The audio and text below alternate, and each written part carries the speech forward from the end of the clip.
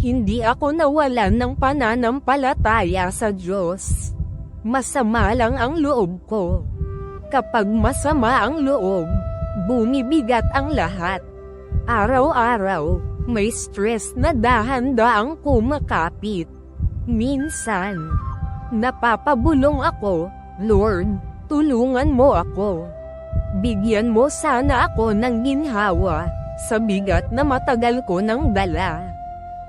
Marami na akong tulog at gising na ganito ang pakiramdam.